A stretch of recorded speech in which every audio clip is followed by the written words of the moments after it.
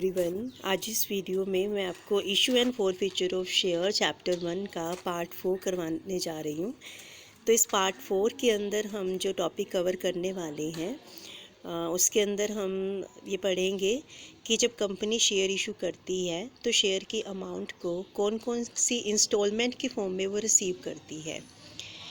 Company share को issue जब करेगी तो जो इशू है वो पार पर, प्रीमियम पर या डिस्काउंट पर हो सकता है।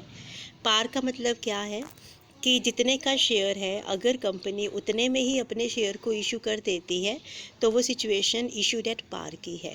लाइक अगर 20 का शेयर है और 20 में ही कंपनी इशू कर रही है तो उस सिचुएशन को हम इशूड एट पार बोलेंगे। अगर कंपनी फेस वैल्यू से ज़्यादा पे अपने शेयर को इशू करती है तो सिचुएशन को इशूड एट प्रीमियम कहा जाता है। अगर कंपनी फेस वैल्यू से कम पर अपने शेयर को इशू करती है पब्लिक को तो वो सिचुएशन इशूड एट डिस्काउंट पर होती है। तो अब जो अमाउंट है, जब कंपनी शेयर इशू करती है तो सारी की सारी जो अमाउंट है वो एक साथ कंपनी कॉल नहीं करती है, रादर वो अमाउंट इंस्टॉलमेंट के फॉर्म में मंगवाई जाती है। तो जो सबसे पहली इंस्टॉलमेंट होती है वो होती है एप्लीकेशन फॉर शेयर। इसके बाद अलॉटमेंट आती हैं और इसके बाद कॉल आती हैं। तो एप्लीकेशन क्या है?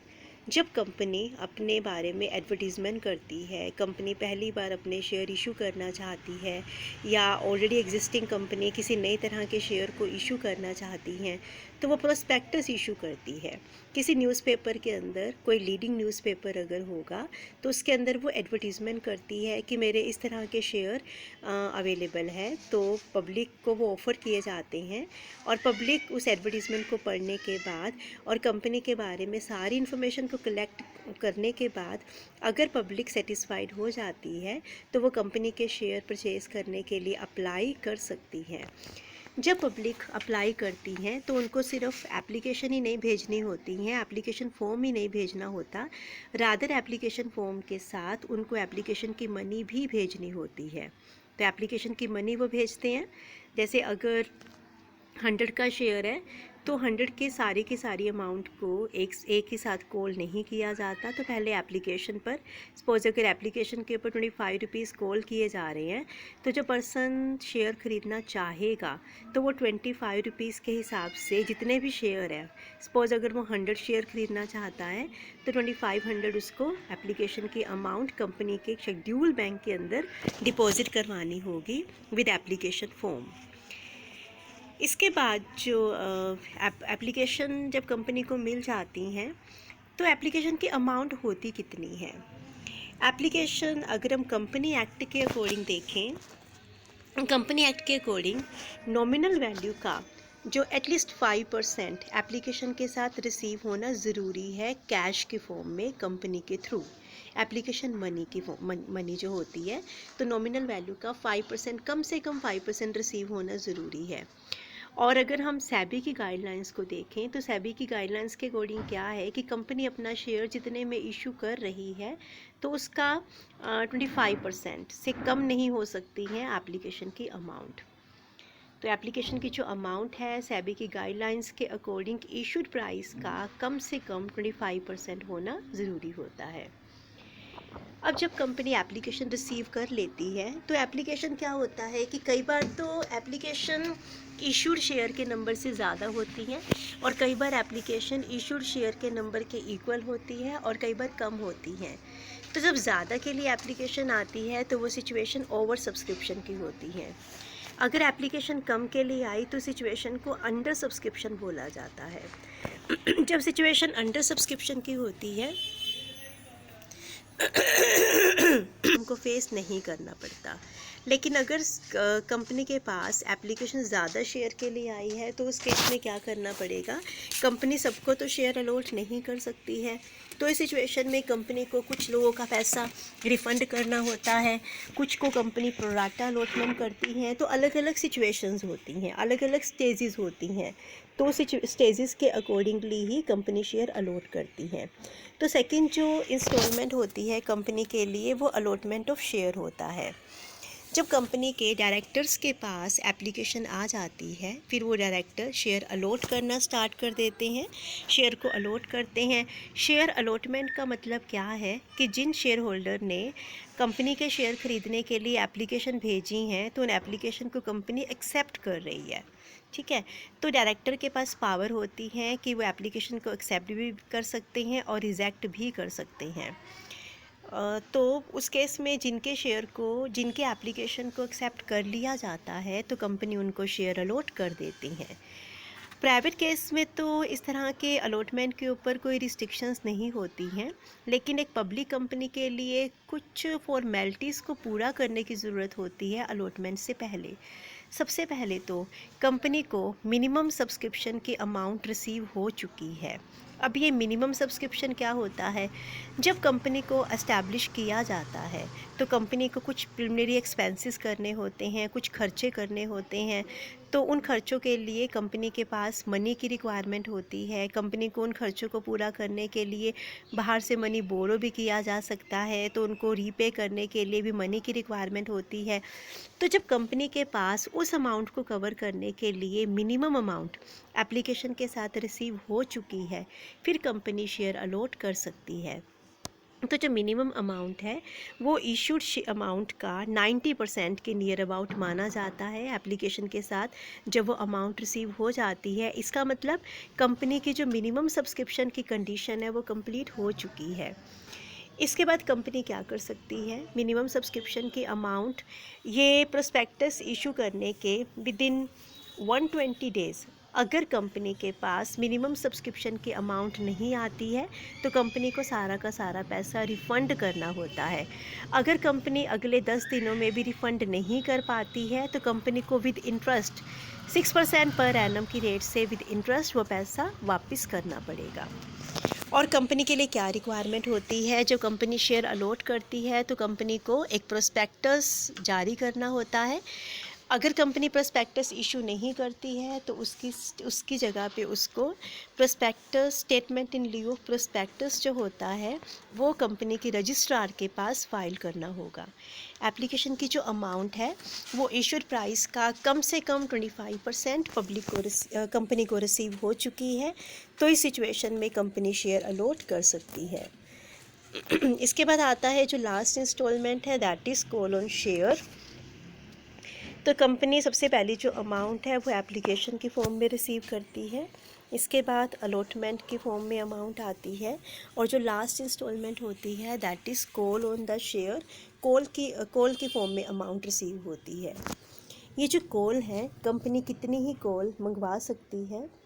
हर एक कॉल में कम से कम 1 मंथ का डिफरेंस होना ज़रूरी है, और कॉल मंगवाने के लिए 14 डेज़ का प्रायर नोटिस दिया जाता है। जब कॉल रिसीव करनी होती है, तो 14 डेज़ के नोटिस के साथ कंपनी कॉल मंगवा सकती है। कंपनी के प्रोस्पेक्टस के अंदर डेट्स गिवन होती है कि कब कब कॉल मंगवाई जाएगी और कितनी कितनी अमाउंट की कॉल रहेगी। दैट मीन्स पहली जो अमाउंट है वो एप्लीकेशन के साथ रिसीव होती है, फिर अलॉटमेंट आती है, और लास्ट में जो अमाउंट बचती है वो कॉल की फॉर्म में कंपनी को रिसीव होती है। इसके बाद अकाउंटिंग ट्रीटमेंट कैसे होता है? तो जो ये अकाउंटिंग ट्रीटमेंट की हम बात कर रहे हैं, ये वो ट्रीटमेंट है जब कंपनी पब्लिक को शेयर इशू कर रही है और कैश के बदले में कर रही है, और साथ के साथ पार वैल्यू पर किया जा रहा है। पार पर कंपनी अपने शेयर को इशू कर रही है। तो कंपनी जो फर्स्ट इंस्टॉलमेंट है वो एप्लीकेशन की फॉर्म में कलेक्ट करती है। तो पहली इंस्टॉलमेंट के लिए कंपनी जर्नल एंट्री पास करेगी, bank account debit to share application account. Suppose अगर एक पर्सन ने 500 शेयर के लिए अप्लाई किया है और एप्लीकेशन की अमाउंट 20 रुपीज़ की है, तो उसको 10,000 रुपीज़ एप्लीकेशन के भेजने होंगे। तो जब भी कंपनी के पास एप्लीकेशन आती हैं, ये सारी अमाउंट से आती हैं bank account debit to share application account. अभी हम इसको साथ के साथ कैपिटल में ट्रांसफ़र नहीं कर सकते हैं, क्योंकि कई बार हम सभी को शेयर अलॉट नहीं करते हैं, कुछ का पैसा हमें रिफ़ंड करना होता है। तो ये हमारी कैपिटल का पार्ट तब तक नहीं बनता जब तक हम इनको शेयर अलॉट नहीं कर देते हैं। तो फर्स्ट एंट्री में bank account debit to share application account.